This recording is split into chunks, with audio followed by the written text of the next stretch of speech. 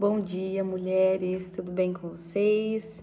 Como que vocês estão nessa sexta-feira? Glória a Deus, né? Hoje é sexta-feira, eu não sei pra vocês, mas a semana pra mim passou muito rápido. Passou muito rápido, voando. Hoje é sexta-feira do livro e tá muito bom mesmo, vocês vão gostar. Então vamos orar.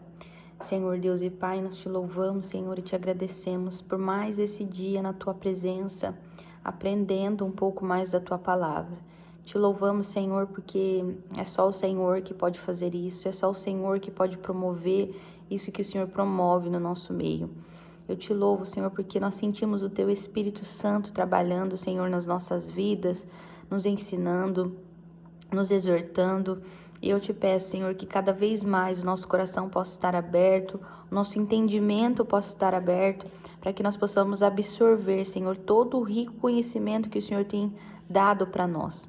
Nós te louvamos porque o Senhor é um Pai de amor, é um Pai que instrui, é um Pai que ensina e não nos deixa ficar no engano, Pai. Nós te louvamos e te agradecemos porque o Senhor é bom. Obrigada, Pai. Em nome de Jesus, amém. Mulheres, o título de hoje é O Manual de Deus para o Casamento. Eu tentei dar uma resumida, mas é tudo muito bom. Eu não queria que vocês perdessem nada, sabe? Mas a gente vai... Eu vou lendo e vou, sei lá, vou ver o que eu consigo fazer aqui.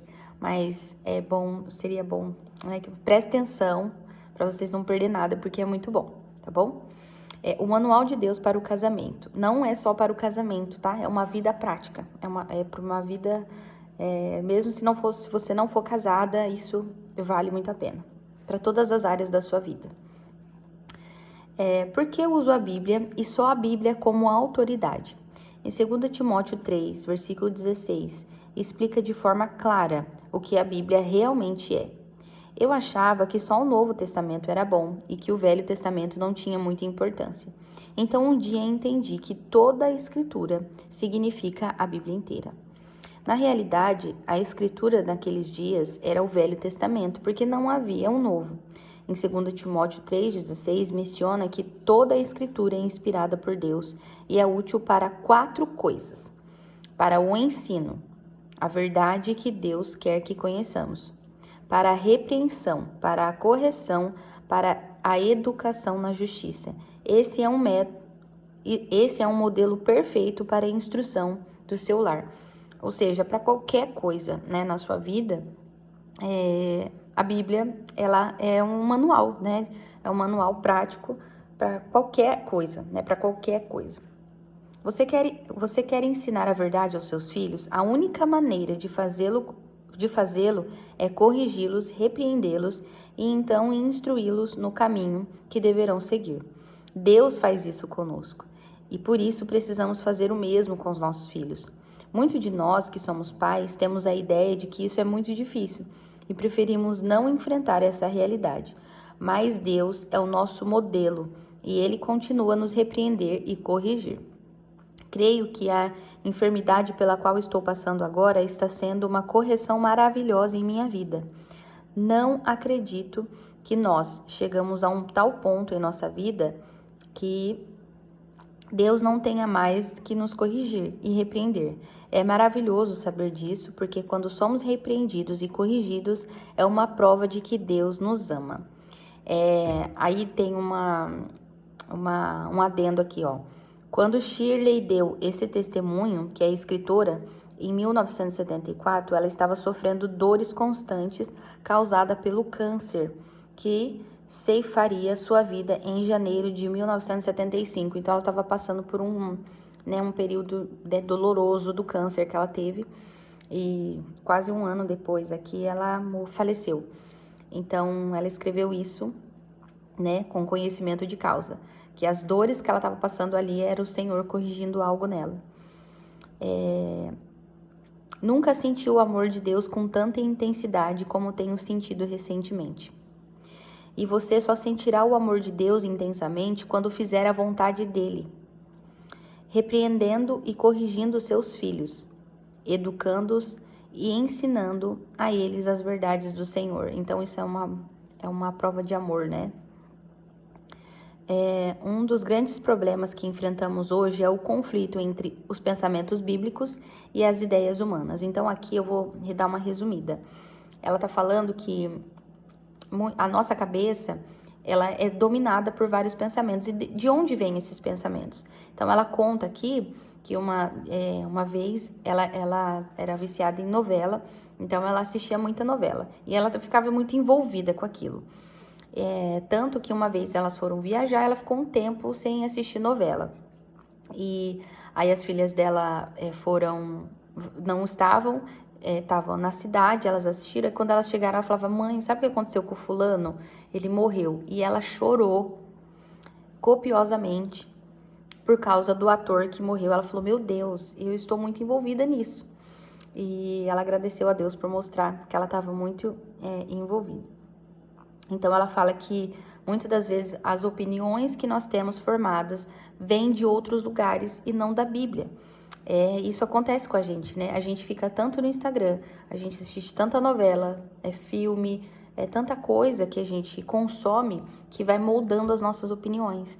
E aí ela fala aqui, ó, pergunte a si mesma, de onde vieram essas opiniões que eu estou tendo? Analise cada pensamento que passa pela sua mente. Vem da palavra de Deus ou é um pensamento meramente humano? Quando aprender a definir e separar suas ideias, você ficará admirada ao ver o quanto você pensa ser da palavra de Deus, mas que realmente é dos homens. Marcos 7:8 diz assim: vocês estão tão ocupados apegando-se às tradições dos homens que abandonaram os mandamentos de Deus. Jesus Cristo suplica: não abandonem a minha palavra, prestem atenção em mim, façam o que eu mando. Sejam obedientes, não ouçam o que os homens dizem, porque são armadilhas. Às vezes, você pega a revista e lê coisas que parecem realmente boas. Verifique primeiro, para ver se são boas mesmo. Se são da sabedoria de Deus ou da loucura dos homens. Isso parece um pensamento muito restrito, ultrapassado, não é? É uma pergunta, né? Isso parece um pensamento muito restrito, ultrapassado, não é? Você tem razão, e graças a Deus que porque foi quando eu comecei a pensar dessa maneira que percebi como estava errada. Somente quando eu me voltei para os pensamentos de Deus é que ele começou a trabalhar em meu lar. Enquanto eu tentava agir de outra maneira, nada aconteceu. Mas quando comecei a agir à maneira de Deus, tudo realmente começou a mudar. Quando você começar a fazer isso, ouvirá uma voz dizendo: espere um pouco. Acho que você está indo longe demais. Não vamos ser tão fanáticos. Aquela voz que você ouve é do inimigo. Não dê ouvido a eles. Não caia na armadilha de ir contra o que Deus quer que você faça. Se você pertence a Deus e vai contra a sua vontade, o conflito a levará à frustração. Você começará a pensar: não sei o que está acontecendo, não sei o que está errado comigo. Simplesmente não me sinto bem, nada dá certo hoje. Esse tipo de pensamento é um sinal de aviso. Quando você se sentir assim, pare e pergunte a si mesmo: onde é que eu saí da linha? O que é que estou fazendo que não deveria fazer? Volte a agir à maneira de Deus e logo perceberá que os problemas que estavam lhe aborrecendo começarão a se resolver.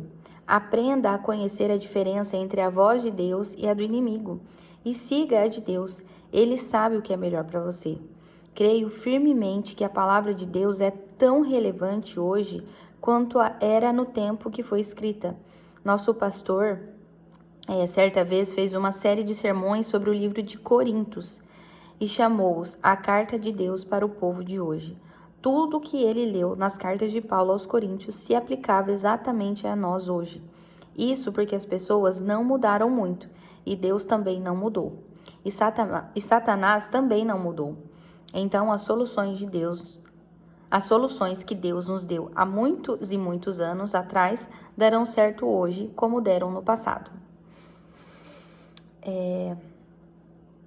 A palavra de Deus será revelada passo a passo.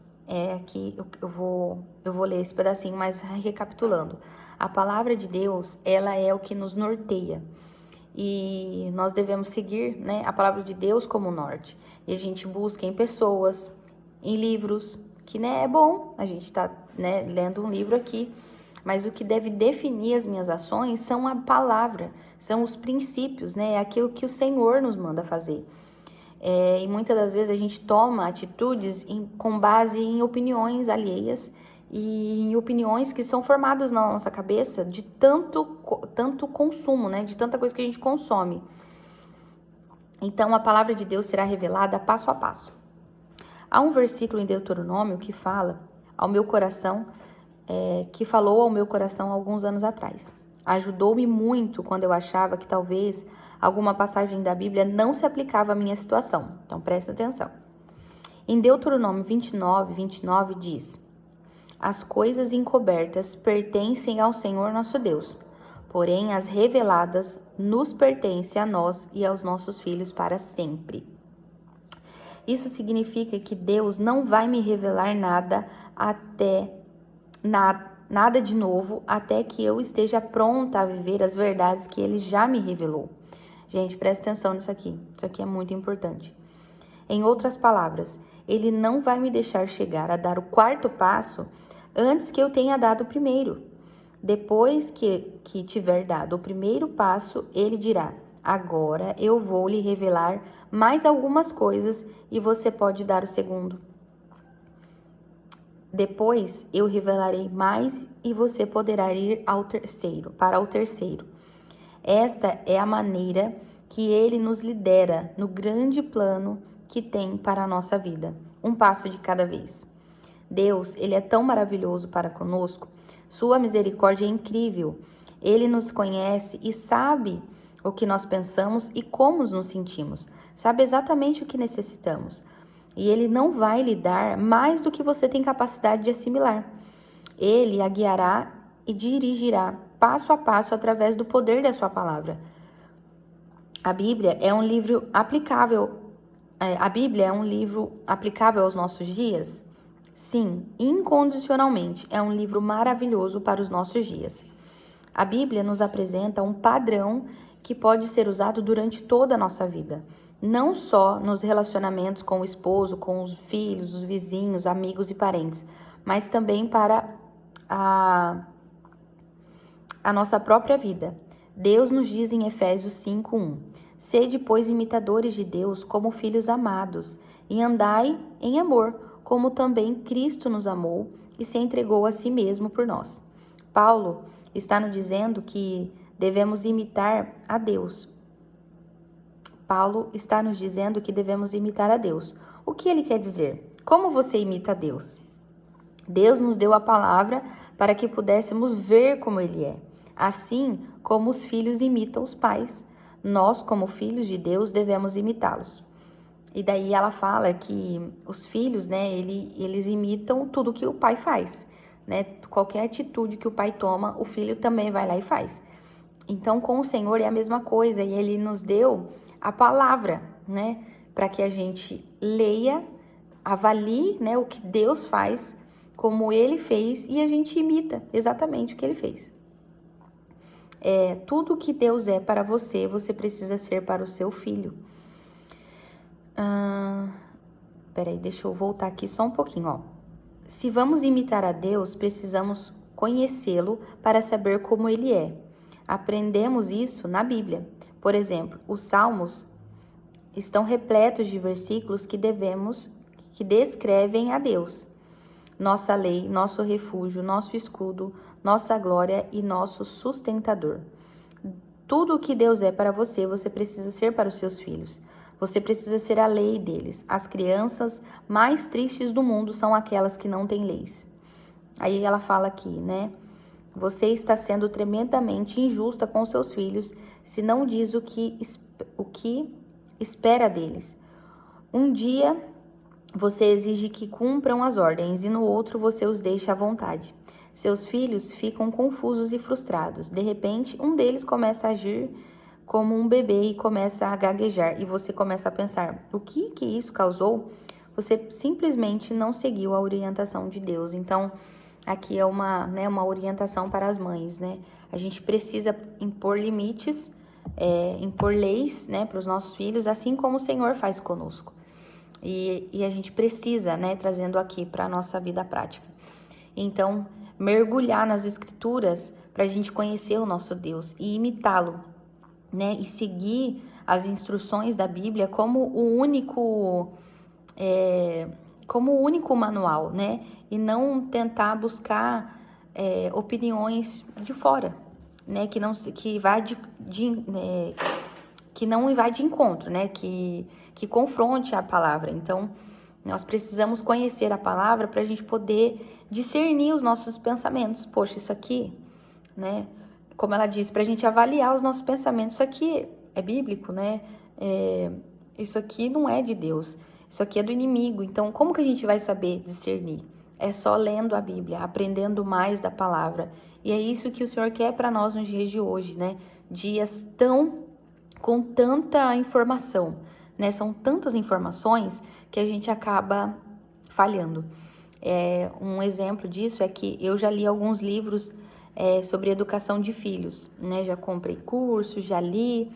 E agora, por último, eu tô lendo um livro, gente, mas confronta tudo que eu já li. E é um livro bíblico, só fala versículo, é só a palavra de Deus. Então, por muitos anos, eu tentei aplicar uma coisa e realmente não deu certo. Não deu certo, eu nunca consegui evoluir, eu nunca consegui ir além, né? Eu nunca consegui aplicar com os meus filhos. Por quê? Porque agora eu comecei a entender, não era isso que o Senhor queria de mim.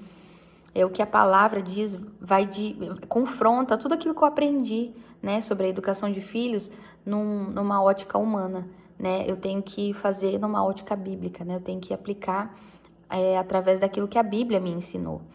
E tá sendo muito maravilhoso. Hoje não vai ter aplicação pessoal, porque esse capítulo é muito grande e a gente dividiu em 2. Então, a próxima que for fazer, né, da continualidade no capítulo... Continuar. Meu Deus, a palavra sumiu da minha cabeça. Aquela que for continuar o capítulo 2, vai dar a aplicação pessoal do capítulo 2, tá bom? E isso vai ser na próxima sexta-feira. Então, vamos pôr em prática, mulheres. Avalie aquilo que você está aplicando na sua vida. É bíblico, como você tem tratado seus filhos, seu marido. E começa a pensar, a buscar na sua mente, né? Tudo que o Senhor está aplicando na sua vida, né? Porque Ele é o Pai, né? E Ele tem um método. E a gente deve imitá-lo. Tá bom, mulheres? Espero que esse capítulo tenha falado com vocês. A próxima parte é semana que vem. E tá sendo maravilhoso, né? Um beijo. Fica com Deus.